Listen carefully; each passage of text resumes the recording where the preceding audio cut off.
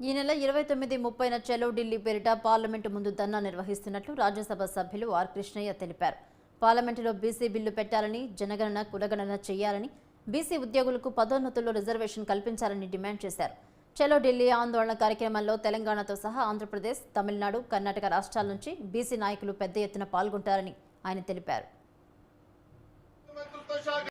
ఈ దేశంలో 75 కోట్ల మంది బీసీలను అణచిపెట్టడమే పనిగా పెట్టుకుని ఈ వైఖరి మార్చుకోవాలి. లేకపోతే 75 కోట్ల మంది బీసీలు తిరుగుబాటు చేస్తే ఈ దేశంలో రెవల్యూషన్ వస్తుంది. చైనాలో ఎట్లా రెవల్యూషన్ వచ్చింది, రష్యాలో ఎట్లా రెవల్యూషన్ వచ్చింది, అట్లా ఇక్కడ కూడా బీసీ కులాల వాళ్ళు అందరూ కలిపి తొక్కుతున్నారు. అందుకే బీసీలు తిరుగుబాటు చేసే సమయం బీసీలు అందరూ ఇండ్లలో దోశలు తినుకుంటా, ఓడలు తినుకుంటా, ఇడ్లీలు తినుకుంటా, సినిమాలు చూసుకుంటే కాదు, ఒక్కసారి తెగించి పోరాటం చేస్తే బీసీలకు రాజ్యాధికారం, పార్లమెంటు బీసీలు అన్ని బడ్జెట్లో వాటా, అదేవిధంగా విద్యా ఉద్యోగాలలో వాటా అందరూ మనకి ఇస్తారు.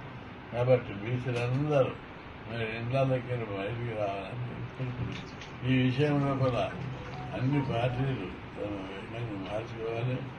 బీసీలకు మాత్రం బీసీల అభివృద్ధి కోసం ఎవరితో రాజు పడమని తప్పనిసరి పోరాడి పార్లమెంట్లో బీసీ బిల్లు పెట్టే వరకు పోరాటం కొనసాగుతుందని